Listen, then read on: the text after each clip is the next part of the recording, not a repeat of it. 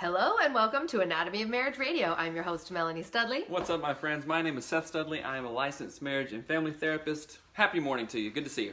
Hello. We are doing an episode today about fight, flight, freeze, and fawn, which is sometimes called fight, flight, freeze, and please. Yeah. And we're really excited about this episode. And if you're new here, welcome. We are live on Facebook and Instagram right now. So you can catch us every weekday at 7:30 a.m. Pacific Standard Time. We answer your questions.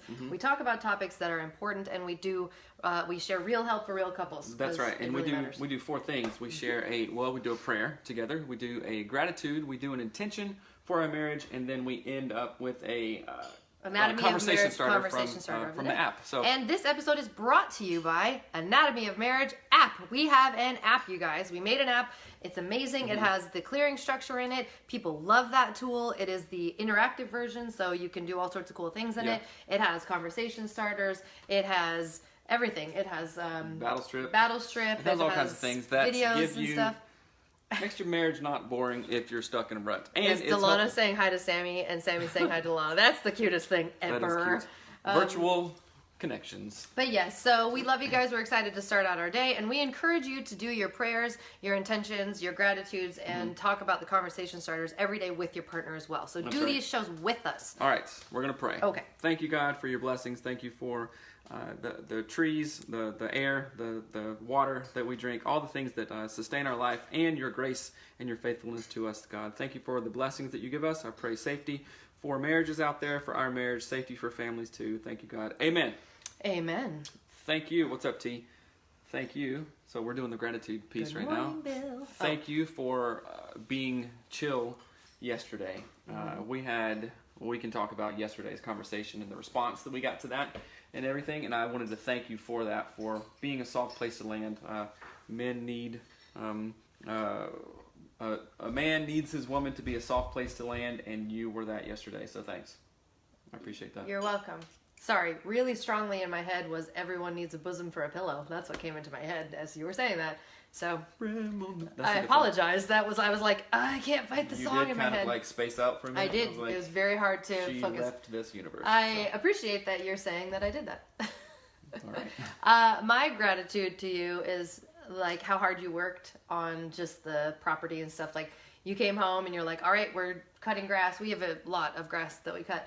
And I just really appreciate it. I appreciate how hunky and studly you looked as you were doing the grass cuttings. You too. I took a cute picture of you hunky. when you were on the riding lawnmower. So yeah, so do your gratitudes together, do your prayers together, and then our intentions for today are basically how we want to behave with one another in our relationship today that is better than yesterday. Right. Be present with you. When I see you. I'm not thinking about or working on other stuff. Right. I'm being present, which I think we can all work on, present moment awareness. And that's what I want to do with I you. like that. I think I'm going to do with you. my intention for today is to be more proactive in touching you. I really struggle Here, to practice. Oh, good. I struggle to even think about touching you, Right. which is frustrating and makes me feel like a jerk, but it is You're working on it. where so I'm at. I appreciate it. So do your intentions, Yes. all that stuff. So, quick recap from yesterday's conversation. It was awesome. It was very cathartic for me. You know, usually crying always helps, although I try to fight it and not let it. And if you missed the episode yesterday, I highly encourage you to go back. I just saw that the IGTV has over 1,000 views on it. I was like, wow, that is awesome. I think that's the all-time high, which is cool, which is great. And I wanted to presence that, and that was just a great conversation. And we got so much freaking feedback in emails and DMs and if you messages. reached out to us and we haven't responded yet, it's not because we didn't hear you. We love and appreciate every email. There's a lot of them, and it's on hard my list to do today. Right. So thank you that. for reaching out and for confirming that the show helps and that it matters and that you see our journey. I guess that sounds weird, but it really does make the world of difference when people text us, email us, DM us, and say, look, your show is helping, what you do matters, all that stuff. I was very personally encouraged by some of the dudes that were like, yo, I got you, you know, you want to talk. A lot of people reached out, and that is really cool. And sometimes when you have that outpouring of outreaching, it makes you feel supported, loved, cared for, and like, hey, you guys are doing the right thing kind of thing. And a lot of people said some really encouraging stuff. Right. Obviously, we didn't do it for the encouragement. Right. It's just part of the show. That's what we do. And it was like, Wow, that is really good. Like, we're praying for you guys. We're rooting. Keep on doing it. You're doing the right thing, which is so freaking awesome. So, you guys, I applaud you guys for doing the right thing and tuning into the show every single day, to wanting to improve yourself, to wanting to improve your marriage, to wanting to be better about stuff. You're doing it too. You're doing the work as we're doing the work. Right. So, good job. Thank you for that. So, let's dive into today's question. Yes. Our topic.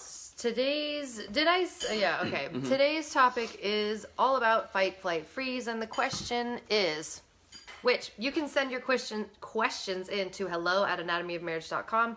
We have so many questions, but go ahead and send yours in as well because we want them all. So it says, my marriage has never been pretty. 16 years of mostly struggling. We are at a real breaking point. It's complicated and there are so many things going on. It's really hard to figure out what struggle takes priority, and honestly at this point just saying done seems like the best choice. For years now, my husband has let me know he has a deep reservoir of hate for me.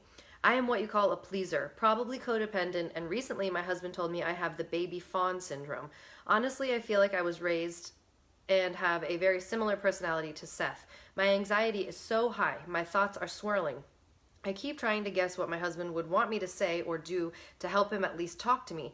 Then, of course, thinking, well, geez, what about me? Am I honestly that hard to love? I do everything for him with no appreciation, and in fact, my doing seems to not work but only worsen the relationship. I don't really drink, I don't enjoy it, but last night I did, just not to feel so overwhelmed by anxiety, and maybe to just get numb and forget it all for a minute. I have never been drunk, but last night I was. This is not how I want to handle my problems. I feel like trying to fix this alone. I told him about your podcast and workbook. He has no interest. So now what? I just don't know. I really do appreciate your podcast. It's a true gift. I'm tired of reading marriage books that just talk about how good marriage works. Your podcast feels real and relatable. Any advice would help. Awesome. Thank you for that question. And I have a couple of things. Yeah, we do sound somewhat similar. And I'm thinking from family of origin perspective, most of the times your mom or dad or your parents who raised you, your caregivers, don't do these things on purpose. You know, if I went to my parents and said, hey, I have anxiety about this and this and this and this, they'd be like, I had no idea. I am so sorry. That's not what my intention was, right? As a therapist with zillions of hours of clients, I feel that most people try to do the best that they can with what they have, right? So sometimes we can have anger and resentment towards our family of origin from that. So I want to kind of push that out of the way. And if they're still doing wacky stuff, then you can draw really clear boundaries.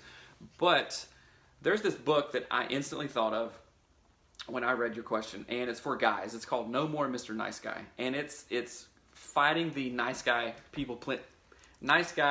people-pleasing syndrome that some men go through. Like, oh, I just want to do what's right to my woman or like to females or whatever. But you end up not doing what's right for yourself, and then you have you begin to get low self-esteem. You begin to like kind of have a self-loathing of who you are as a person. Like, why am I doing this? I'm just trying. So you're going to have to unlearn that, right? I've never read the book, but I've heard a lot about it. No More Mr. Nice Guy.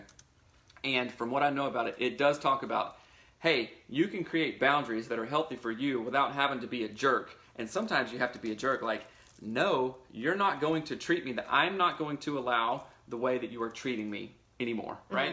And I do that with our own kids sometimes when they get an attitude or whatever. I'm saying, you know what? I do not accept that. I am not allowing you to treat me that way. So just so you know, that doesn't fly. That does not work. You can try all you want, but it will not work. And they kind of turn it up a little bit, but you stand your ground and you don't let that work. I think that this wife may benefit from, first of all, reading that book and getting a real assessment. Like, what is at the core of being a people pleaser? I'll answer that question after I do this. Got to jump on a call, but God put you on my heart this morning. Saw you were live and wanted you to know I prayed for you this morning. Love you, friend. That is Michelle. Oh, that just like brings me deep, deep joy. Yeah. You are a gift to moi. We've had a lot of people just saying, hey, you guys are doing the right thing. God is putting you where God is going to put you, and that's going to be the right place. Yeah. And so that is amazing, going back to all the emails and stuff and DMs that we got yesterday. So thank you once again. So what is at the core of people-pleasing, right? The core of people-pleasing is I'm not lovable, I am not respectable, I am not enough unless I make other people happy. You know what I'm saying? And from a young child, it's funny because I'm listening to the Marissa Peer book that we've talked about. And if you haven't listened to that, literally go to audibletrial.com/anatomy of marriage to get I Am Enough That's by the name Marissa of the book, Peer. yeah. It is freaking awesome. And I was listening to it yesterday as I was cutting grass. And she was talking about we do these things because we don't believe we are enough. And at some point back in childhood, you did something, you got praise for it. Whether that was eat all your food, or whether that was make a good grade, or Right. score a touchdown, or be quiet. or hunker down and not fill your Seth or Melanie shaped space in the universe. You got that message of like, oh, okay, I got praise for that from my caregiver. And when you're a kid, you're like, I need this person to survive. So it goes back to like evolutionarily biology stuff, right? I said that wrong. Evolutionary biology. So it's a really strong pull that we just can't think our way out of, Right. right? So I want this person to go back and go, oh, where did I feel that I wasn't enough? And why do I feel I'm not enough? And what is that looking like in my marriage today? Why am I a people pleaser? Oh, if she gets mad, she won't like me, and then I think I'm in trouble with the relationship. Well, I'll do right, so I'll put all my feelings way down Right. on the back burner, and then you get pissed off about it eventually, and it comes Right. up because it's not a resolved issue. And anything unresolved always comes back in much uglier ways, Right. as Freud says. Right. So there was a thing that came to my mind as you were talking about all of this that we experienced this recently with a good friend of ours where, and this is I am editing this, so Who? What was their name? I'm just not kidding. going to tell you, I know and that. you may not reveal it. Right. But a good friend of ours struggles with drinking, and we were at an event, and it was like everyone was hoping that this person would not drink, and they did, and it sucked. And why it sucked is because our favorite version of every person we know, oh my gosh, our favorite version of every person that we know is the healthiest version of that person. Right. It doesn't matter what is going on. Our favorite version of that person is not the drunk version, not the stoned version, not the attachment disorder version, not the anxiety-ridden version. We love it when people in our lives are healthy, and that includes us. We love it when we're healthy, but sometimes we don't know that we're unhealthy. This is so distracting. Seth is plugging in the phone. My brain is not working. And so what made me think of that, or why I thought of that, is that this person is even saying in the question, like, I was raised with a similar, I have a similar personality to Seth. My anxiety is so high. That is the number one red flag. My anxiety. Your anxiety is leading your behavior. That means that you are not your healthiest self. Right. That sentence alone, my anxiety is, ... means I am not healthy. And that is, don't feel ashamed for that. No, Don't there's no put yourself- shade, there's no anything in that. So I'm going to normalize that as a therapist. We all know if we're not doing the best that we can or not. And sometimes we don't do the best we can, or even sometimes we are so stuck in it that we're not aware of it, right? But obviously this person is not aware of it, otherwise they wouldn't have written in the email, right? So it starts with awareness. Awareness is curative, as Dr. Leslie Parrott says. Cool. So you have cut me off like 1,000 times. All right, and go everybody's ahead. always emailing me about cutting you off. What's But- up, Dennis? Oh Glad my to see your art. gosh. So, All right, go for it. I really have apologize to for remember that. what I was talking about. So you were talking about... Oh, so when you have like filled this question with, I do this, I do that, and they're all negative things, like I think about what he wants me to talk about. I think about blah, blah, blah. You are showing us all of your maladaptive behaviors. Maladaptive means this is not a healthy thing. So you're showing me all the unhealthy things you do in order to sort of make this fawning response Cope or work for manage, you, yeah. and it doesn't work for you. So the first thing I would say right off the bat, if this is the only thing you do this. Please, please, please go to getfaithful.com/anatomy of marriage. That is the teletherapy partnership that we are doing with Faithful Counseling. It's online, it's via text, it's via videos, or just phone calls, whatever you do. Not interrupt me. It is whatever way works best for you to get therapy in your home and in the way that you need. It could be couples therapy, it could be individual, it could be both. And the coolest part about Faithful Counseling is you start out with this questionnaire. So when you go to getfaithful.com/anatomy of marriage, it will say, take our questionnaire. The questionnaire is designed to find you the exact counselor that you need for your problem. Right. So you're not going to be like, I mean, think about this. When we went to counseling at our church, our first counselor was a great person, a terrible counselor. We walked in, they had no, they were not certified, licensed, any of that jazz. It was a pastoral counselor, which is different from a licensed therapist, which you will be, which I am, right? Right. I'm a licensed marriage and family therapist. You will be hooked up with that at getfaithful.com. So, nope, that's not the URL, getfaithful.com/anatomy of marriage. But the thing is, we walked into those counseling sessions having no idea, no idea what his expertise was. What does he know? What does he not know? When you use this questionnaire, you will figure all that stuff out. They will ask you, are you struggling with, gender Anxiety, issues, anxiety, weight, it's trauma, anything, literally anything. So that's the first step that I am saying for this person to do. I did want to say at the very beginning of this episode, I wanted to explain what fawning is. So fawning, and this is the definition from the website of the guy who added this fourth thing here. So it says, fawning is perhaps best understood as people-pleasing. According to Walker, the guy who coined the term fawn, as it relates to trauma, people with the fawn response are so accommodating to others' needs that they often find themselves in codependent relationships. What is a codependent relationship? You're asking, okay, you put me on the spot. So I would summarize codependency as if you're not okay, I'm not okay. Right. Right. So it means like you're so attached to your partner in an unhealthy way, where my whole world revolves around if Seth is happy, if Seth is okay, and that's not healthy. That's I'm not okay, balanced. I'm not secure, I'm not anything unless the partner that I attach to is okay. So you find yourself in people-pleasing situations, minimizing your thoughts, feelings, actions, everything. Right. It says, fawning types seek safety by merging with the wishes, needs, and demands of others. That means what you want, I want. Oh, you like vanilla? I love vanilla. Oh, you want to live in the mountains? Me too. Right?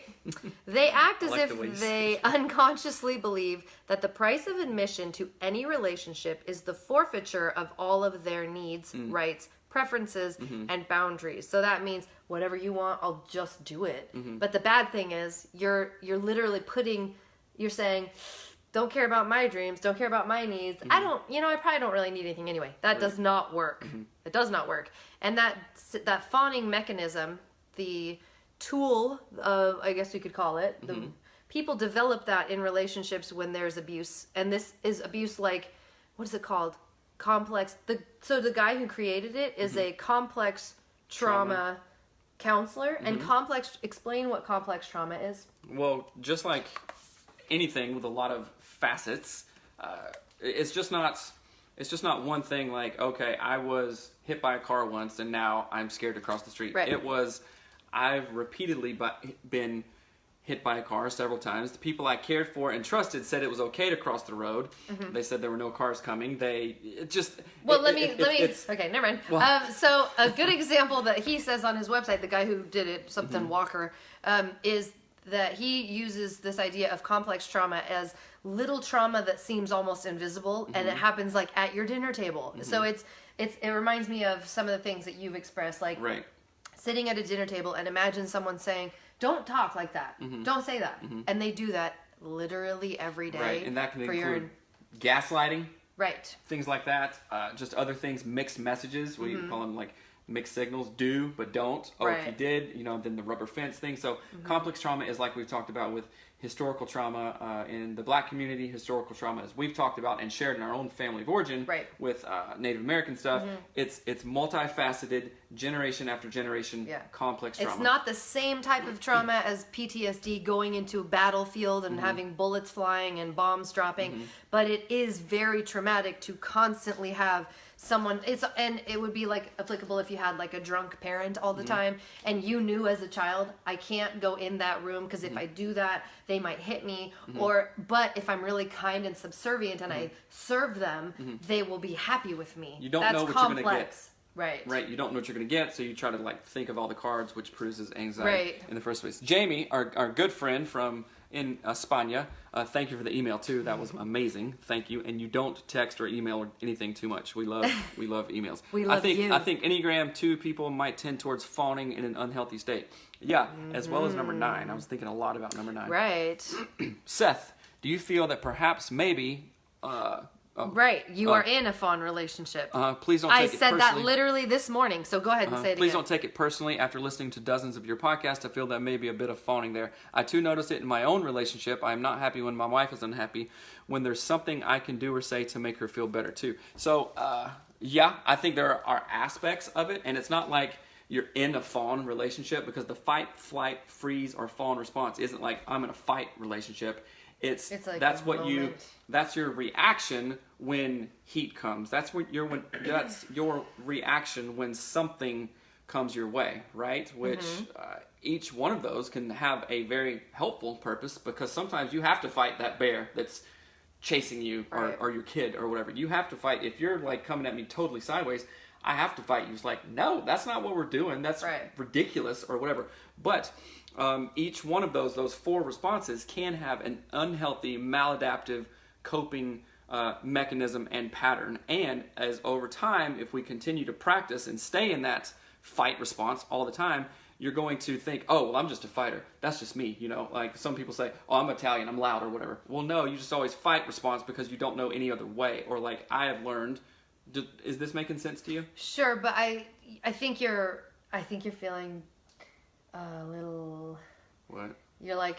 Too much? You're like feeling extra? weird. You're feeling extra right now. So let me explain okay. what. So Bill, literally said to Seth this morning, I want to answer this question because I think it is something that you do. Mm-hmm. And I wasn't trying to be mean or anything, but I do think that because we've had conversations for years about his happiness is based on mine. Mm-hmm. His balance is based on my balance. Mm-hmm. And so I agree. I think how it sounded like when you were answering the question was you feel like what's the football sides? What's a offensive? Offense. Defense? You were being offensive, like you were not. Like I was trying to be defensive? Yes, like you were trying to backpedal out of what the question was. Is what that felt like. Yeah. Well, okay, I do own up to like having the phone response often, which learning about Enneagram 9. He didn't even know what it was. Yeah, I talked about it. He didn't even know what it was. I hadn't heard of the fawn response actually, but yeah, as an Enneagram 9 and learning about that, there are a lot of fawn tendencies in that, and I'm working to be like, I'm not like, oh, I'm not happy if you're not happy. I'm not like that, but I do tend to avoid conflict just because I don't like it. And then by doing that, I build up resentment and frustration in that. So it's something to talk about and be aware of. But I will say, I want to push back a little bit on that too, only for the sake of personal growth, is that I think that you have said this many times, like I will make the statement, I don't have bad sex. Mm-hmm. And you said, I do. Right. And I will say to you, well, stop having bad sex. But you'll be like, well, it's your fault. Because you are, basically it feels like you think I'm bulldozing you. Right. And I feel like it's really more of this idea of like, and I talked about this yesterday, right? Or the day before. We had a big conversation about this. Because it's like, I'm not doing these things on purpose to bulldoze you. Right. I'm just solid in what I know and what I want. Mm-hmm. It comes across to people like I'm mean, I think, because you are trying to fawn in that relationship sometimes. And it makes your wishes feel diminished. When stand up and tell me your wish. Right. I don't. Yes. Right. Let me know what you want. Let me know what you don't want. Mm-hmm. Let me know if you like the furniture or not. That's why I ask you. But if you always say yes, I can't adjust. Right. Does that make sense? Yeah, but I don't always say yes. I do say my opinion and stuff, but I think if I'm not in a good spot, a book that I read a long time ago talks about heat, like stressful things like coming at you. We have heat in all directions. Marriage, relationship, work, that's heat. And how you respond to that heat over time is usually how you respond to stuff. And yeah, I do fawn often. Well, not as much, but it's something that I am aware of and am working on, right? Right. Completely. Right. I appreciate you bringing it up. Let's see. Patricia, there was one here. It says, this is what I am struggling with. My husband wants to be... I have oil in my eyes and I can't read. Oil? I have I put coconut oil You on my work at face. Jiffy It gets Lube? in my eyes. I work at Jiffy Lube on the days. My husband wants me to be that yes person, and I don't want to be, but I'm having a hard time saying no and setting boundaries. Okay, so I would say that the actual responsibility is on you. There's a great book you can read by Dr. Henry Cloud. It's called Boundaries. Right? And go to audibletrial.com/anatomy of marriage to get it freaking free. Right? To get it free. So the onus is on you.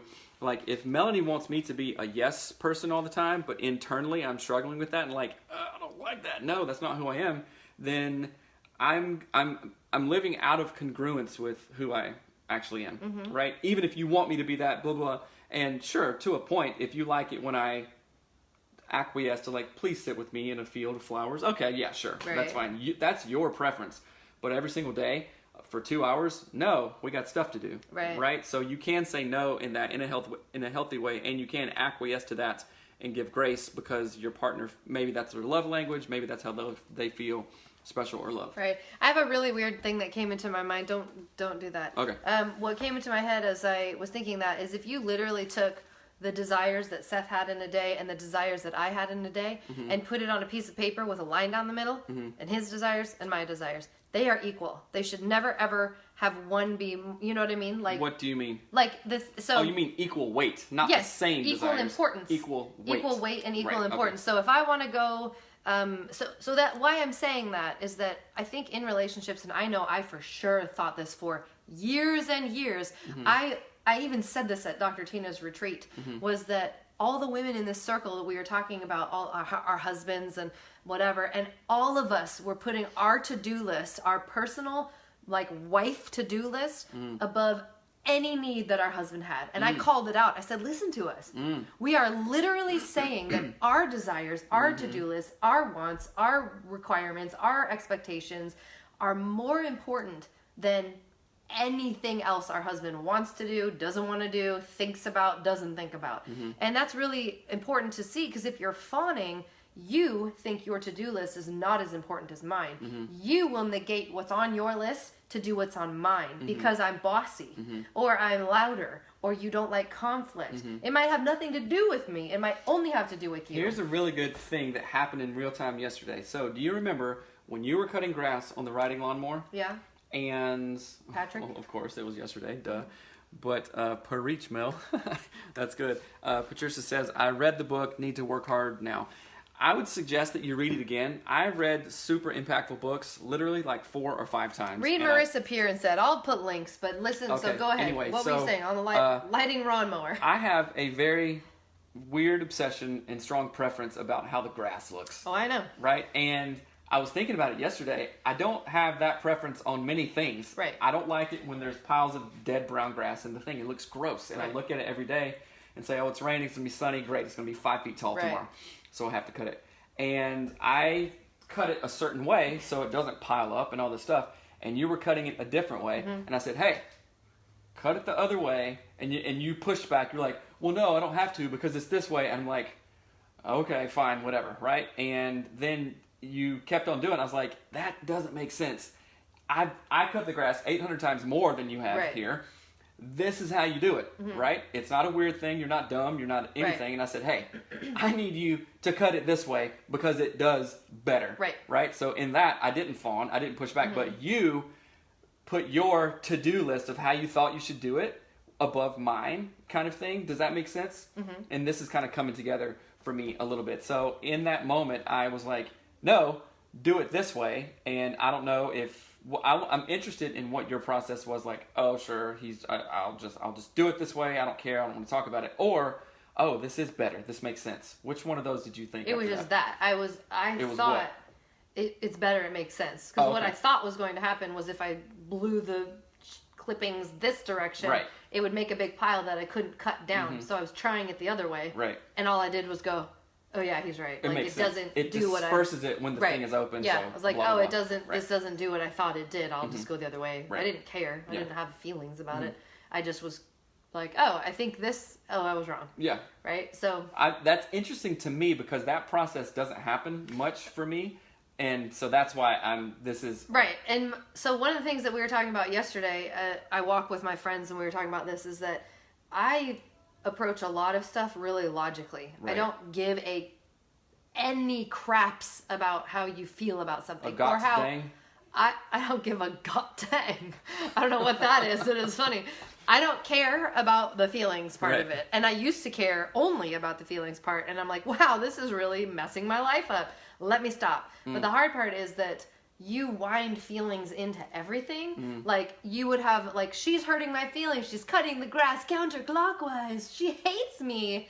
When I'm like... Not really, but... I just want to do that funny voice. Okay. But so you do that with so many things where it's like an issue is non-emotional and you will wrap it up like rope in your emotions. And I'm standing over here like, we don't need the emotions here, bro. Right. And the hard part is it ends up being fawning because you're like, I can't untangle my emotions from this. Just do Right. it however you want. Or if I do what you want, then you'll be happy, or I'll get sex, or it'll be more fun, or I won't whatever. And so it's very confusing to me because I'm like, as a practice, I have emotionally detached things. As a practice. What is that called in Smartness. discipline? No. In discipline equals freedom. What is that? I don't remember what it was. Bill says, or because in the great scheme of things, our wives' happiness is more important as she brings so much joy to our life. You know what? That is true. And the first thing that came to mind, happy wife, happy life. But that can be damaging because that minimizes what's, trust me, if Melanie is happy and has her way all the time, Happy spouse, that doesn't happy make house is the one I like better. Spouse, both of us happy. Yeah, okay, that's the one. Jamie says, what would you suggest a healthy way out of that fight or fawn trap? I go both ways, like a solution out of it. Oh man, Seth, you're so right. I am right. I'm just kidding. I think it's the awareness is curative concept, which is such a dumb way to say it, and I don't mean that, but like knowing that you do it is literally the first step. Right. And then having an action, because what I want you to think of it is from a biological perspective. What it is, it's fight, flight, freeze, fawn. It's the same thing as something makes me feel uncomfortable. That might be Seth saying, I want to buy a new car.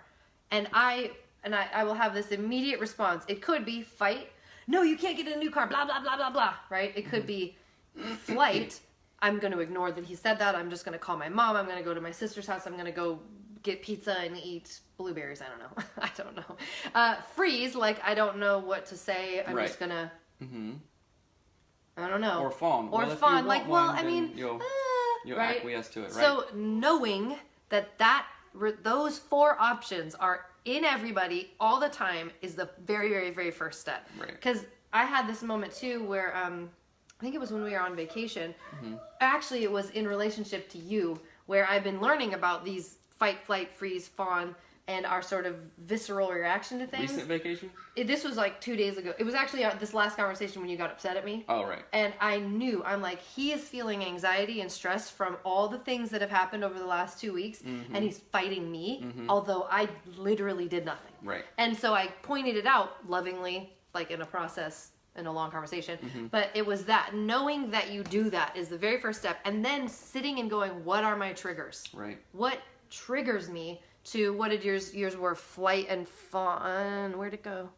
Fight or fawn. So like knowing that those are the two things you go to, play them out in your mind. When my wife does this, when my husband does that, these are, I respond this way. Right. Play things that you've done in the past through your mind, then project them out into the future and go, okay, when this thing happens next time, I'll acknowledge it by listening to my body. Right. Is my heart rate accelerating? Do I feel sweaty? Do I feel You nervous? have clenched fist. Are you flooded? Right. The term John Gottman talks Listen about. to your body. Read what your body's telling you. Right. And then visualize what you're going to do instead. I like thinking of it this way. You can future cast, and oftentimes future casting is associated with anxiety. Like you're planning out things Right. that haven't even happened, and you're like worst case scenario stuff.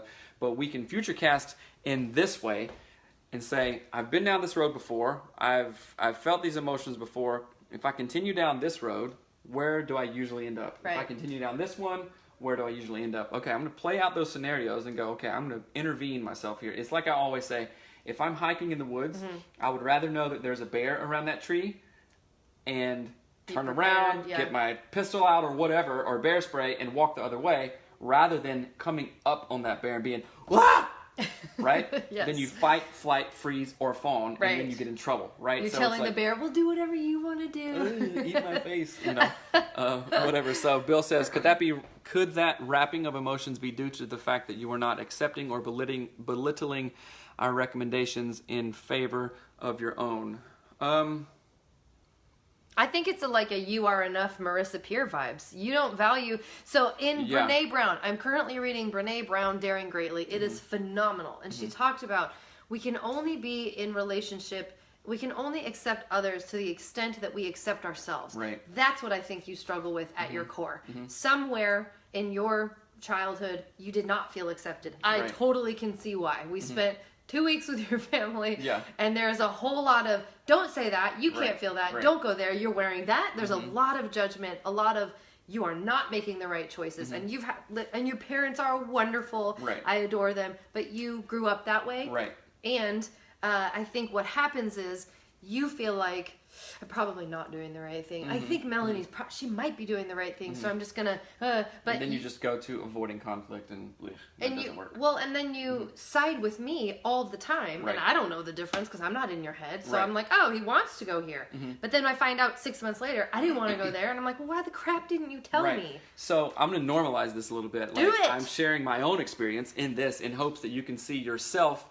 in your own family of origin and your adaptive good reactions or your maladaptive reactions. So family of origin, we all have these things, and Marissa Peer talks about in our childhood there was a point where you felt that you weren't enough, like you as your person, core spirit soul wasn't enough in some way, shape, or form, and then you learn to react to that, and that little part of you died. So as you discover this and go, oh, wait a minute, I am enough exactly how I am. I can take up my full shaped space in the universe, and it's okay until we figure that out, which I'm doing. And I'm so thankful for the Marissa Peer book and all these other great books that we've read.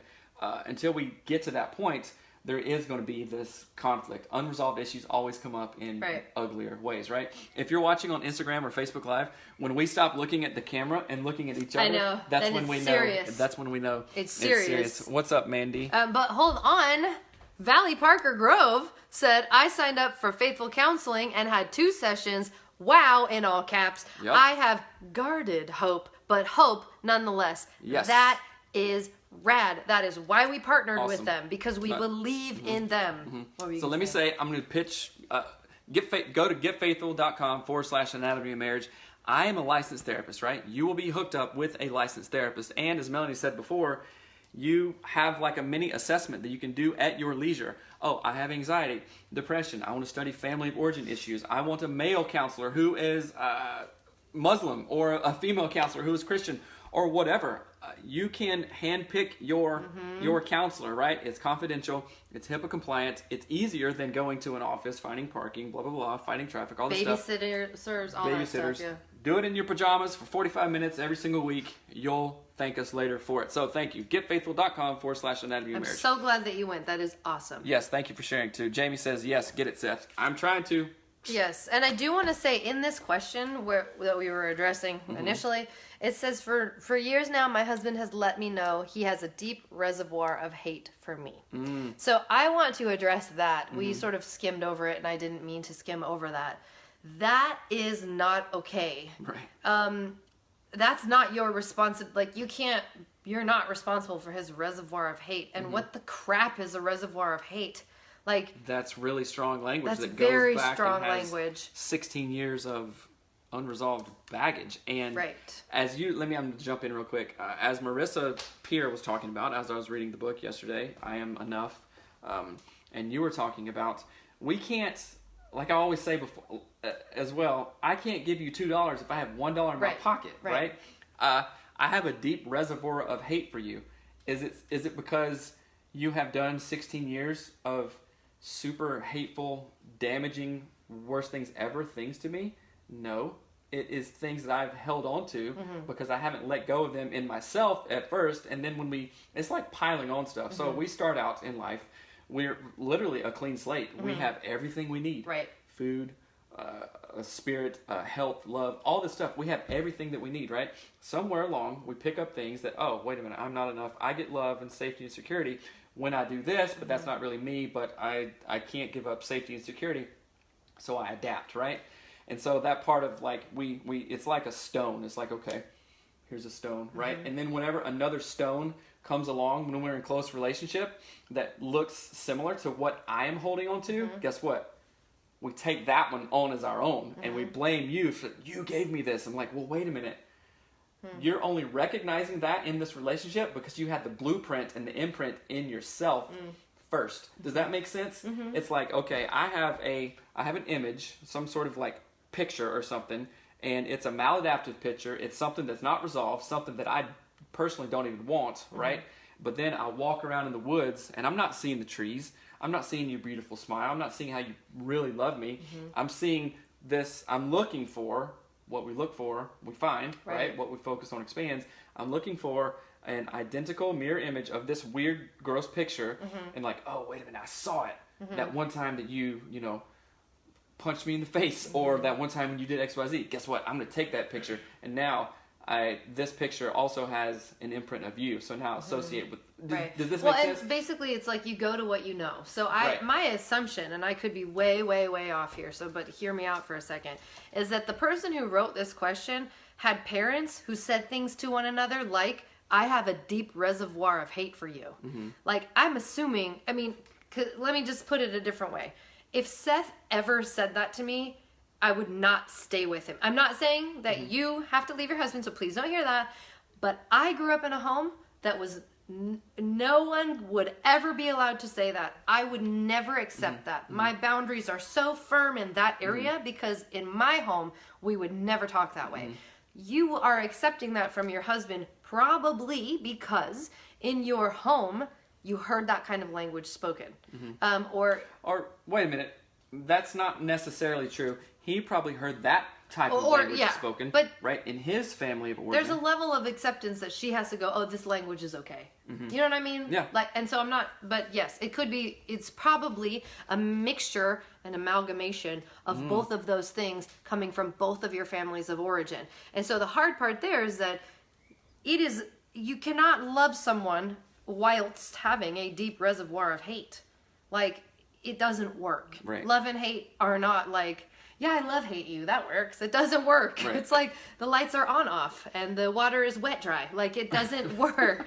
The wet dry back. Right. So I want you to, I really would encourage you to maybe go to getfaithful.com/anatomy of marriage and see if your husband will do that with you and address that sentence right there. If that's something he says to you, it's got to be addressed. And you can't, you alone cannot fix your husband's deep reservoir of hate. It's like forgiveness. Right. You, no matter what you do, can't make me forgive or not forgive you, right? That's a choice that I have to process and give to you. So hold on a minute. Somebody says, I think my husband and I both have fawning tendencies. Mine enabled me to sit in my own crisis for over a year. I hadn't even realized the parts of me that I lost when I couldn't set boundaries. Wow. Yeah.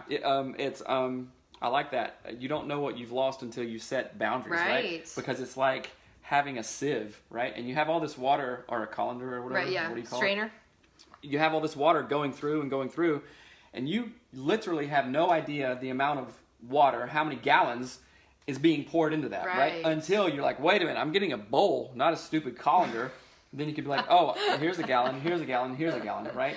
So you don't know how much you've lost until you set boundaries. Aaron says, I will be, wait a minute. Yeah, that was it. Therapy saved me. Yeah, thank you, Samantha.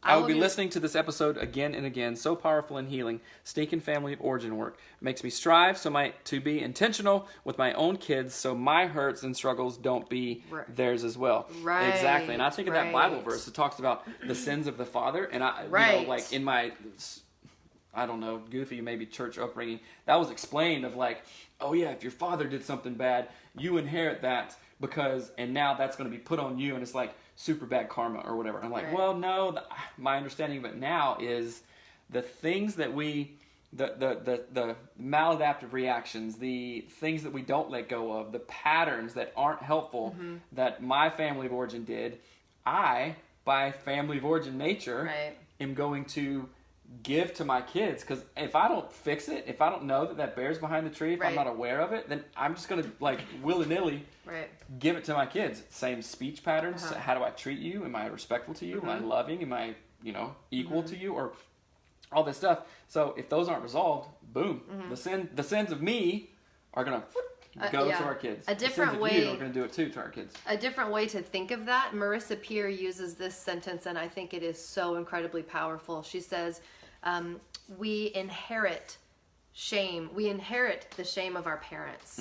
So really, like it's just passed down. It's just passed down. And it's because they got it from their parents, and they were told, don't talk, don't do this, or girls can't do that, or whatever. So then they tell you. So you are literally inheriting it. It is not something you are born with. No baby is born saying, "Oh, I'm too pale. This is gross." But you inherit it when someone tells you over and over again, "You should tan. You should get a tan." Let's see. Bill says, could says, fawning be a way for people to try and model how a person wants to be treated? For example, I fawn for my wife to show respect in hopes that she would do the same. So we often treat people how we want to be treated. So that is probably what you're doing. I don't know that it's helpful. Okay, Bill, I'm going to be straight up with you. I have unknowingly done that, thinking that other people will get the message. But other people, do you mean me? Yes, other people. I've been married once. And it's you. Right. So that can be damaging, because guess what? That is a form of passive aggression. Right. I think it's unconscious for sure, though. Yeah. There's different levels of passive aggressive, but that is a thing of like, oh, if I do this enough by osmosis, or they're going to get the point. Well, there have been literal times where you have zero idea, and I've been trying this thing for 5 years. And I'm like, I am so freaking mad at you right now. You know what I'm saying? Because I haven't been direct enough. So that would also go into, okay, being passive aggressive or being non-direct would be into, I'm kind of conflict avoidant. I'm kind of people pleasing, right? If I just subtle nudge her over here, rather than saying, hey, when you do that thing that I was trying to get you not to do for like 8 years, it drives me insane. I'll say it. I'll use the clearing structure. Hey, babe, when you XYZ, it makes me feel this way, and what it reminds me of is this. So I want to be straight up and intentional here. Right. Don't do that anymore. Right. Well, and here's I think almost a better example of it. I was doing the same. It wasn't the fawning thing, but I was showing Seth what I valued by cleaning our house nonstop and being like, this is what matters. It matters to have the shoes organized and spice rack with labels on it. It matters to have all of the towels folded this exact way. And I was like overexerting myself in hopes that one, he would value my love language. Clue, guys, it doesn't work. He didn't care. And he also didn't model it because it didn't matter to him. So what I would suggest that I think is far more valuable is being able to, without emotion, say what it is that you want from your wife, right? So I started doing that with Seth. I said, and I had, again, first part, no emotion. You remove emotion. I highly recommend emailing this to your spouse and saying, you know what? Let's see it. So in here it says, you are modeling fawning for a way you want to be treated. Literally, if you emailed me and said, hey, Melanie, I would love it if 3 times a week you would sit and rub my back and like rub my feet, scratch my back, and like we could talk for 10 minutes. I don't even know. I can't even think of what you would want. If I would email you that instead of rubbing your back 3 times a week. Right, because I don't give a crap about you rubbing my back. It's the last thing I want you to do. You know what that is? That is... So oftentimes we do our love language, our preferred love language to our spouse, because in hopes of them exactly what Bill is saying, in hopes that they will get the picture. They'll pick it up and figure it out. If that's not your love language, I don't care about, I don't know, what's cleanliness? Whatever, then that's not going to be a thing. But she has to tell me. Melanie has to tell me that. So, Jamie, hold on. No. But in the app, so listen to me. In Anatomy of Marriage, our app, there is a love language quiz. You can literally take the love languages quiz. It's in our app, and it will help you identify your love language, help your wife identify hers, and then you can figure out how to do this stuff together and stop giving what you want to receive and start receiving what you want to receive, if that makes Exact. sense. And what Jamie said is amazing. Read it. Can we pray for this couple before logging off? There's a lot of pain there. Yes, Jamie. Yes. That is awesome. And I'm I love so that. thankful that you said that. So- I mean, I feel silly that we Right. have never thought of So it. who we're praying about is a person that emailed in about a With a 16-year question. marriage that mostly is struggling and they need some help. So let's lift them up in prayer. All right. Dear God, thank you for your blessings. Thank you for this couple. Thank you for the show and all of our friends that tune in. I pray that this couple find some healing for themselves. I pray that they understand that they are enough and that cureness is a curative and all the things that we have said in this show, God. I pray that you protect them and help them see another 16 years of marriage, but an improved marriage, God. Thank you so much for your blessings. Amen. Amen. So, you that was said good. cureness is a curative. Did I really? Yes. Ah, That was really funny. That is funny. You know, the worst thing ever is making typos, words like that, like in a speech and not like you know what I'm saying? Oh, yeah. It's embarrassing. Yeah, that you I don't know what you you're do. saying. What's up, Christina? So, okay, we're wrapping up the show, and I found a question that you don't know about. From our app? From our app. Our app. We have an app. The Anatomy of Marriage app right there. Conversation with the starters. Nice diamond. You can get the app at anatomyofmarriage.com. It's everywhere that you can get apps. You can get it for Google or whatever. I don't even know. Don't know. Thank you. Bill says, thank you guys. You're both reminding me of my own relationship and has helped me look inside myself for ways to grow. That's where growth starts, Bill. Yes. That's where it starts with me. And you're welcome, with her. and thank you. Yes. So, okay. Conversation starters All right. from the Anatomy of Marriage Okay. app. And I chose intimacy. Okay. As always. What intimacy goals could we set up for the next upcoming week? You know exactly what it is. Scheduling sex. Exactly We right. talk about it all the time and never do it. Right. So a lot of people, a lot of like therapists and all these people say scheduling sex is healthy, but somehow for years it still seems kind of awkward to me, and for at least since we've had this stupid podcast, I'm just kidding. It's not stupid. It's awesome. It's just I'm frustrated at my own thing about it. Since we've had this podcast, we've talked about it and we haven't lived it. So Right. I apologize to you guys that we say, yeah, do this, it's great, but we haven't ever done it. It's Says, y'all just put it in the calendar now. I know, right? We Right. should after this. So I think that isn't a goal that we should have. Just like 75 Hard or AOM Daily or AOM Radio or anything, it's scheduled out, right? We schedule things, but we don't schedule intimacy Right. because we think, oh, that's going to be too awkward. Right. Well, it's not. I get it. Yeah. So here's the second question. We're not going to answer this one, but go to the Anatomy of Marriage. not gonna Go answer to it. It must be anatomyofmarriage.com and get it. And in the intimacy conversation starters, here's a question you can talk to your spouse with. How have I made you feel really good during lovemaking? Dun dun dun. There's a couple Anyway, ways. yeah, I can think of a few. All right. So anyhow, we have loved spending today with you. If you are enjoying the show, please rate and review it on iTunes. That helps us out tremendously. You can also support us financially on Patreon. You can visit patreon.com/anatomy of marriage. Which we got an email from a supporter just recently, and thank you so much. I will be emailing you later. Yes, and thank you for all of your kind comments. Seriously, you have no idea how much they mean to us. It validates all the hard work we put into this and how it matters to us. So thank you. And again, if you feel like you struggle with fawning, fight, flight, freeze, any of those things, if you feel like you struggle with family of origin issues, if anything we said resonated with you and you, man, I wish I could change that, please visit getfaithful.com/anatomy of marriage to sign up for the counselor stuff, all that. I mean, it's amazing. Yeah. We partnered with them because we can't counsel everybody. No. So please go to getfaithful.com/anatomy of marriage. Check That's it right. out. And I will link all the stuff we talked about in the show notes today. And Bill says one more thing.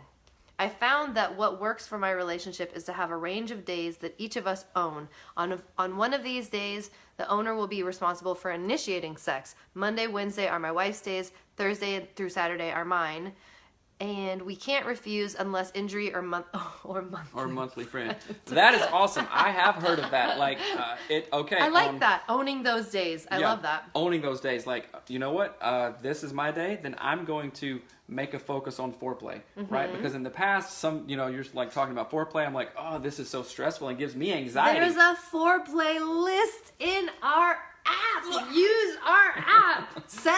People or me? Learn a book, Seth. Learn a book, Rick. Okay. Thank you, Rick. Yeah, Seth. Bill, that is super awesome, and Yes. I love that idea. So on Monday and so this Bill's, Thursday and Saturday, then I'm going to do something special. It's not a regular day.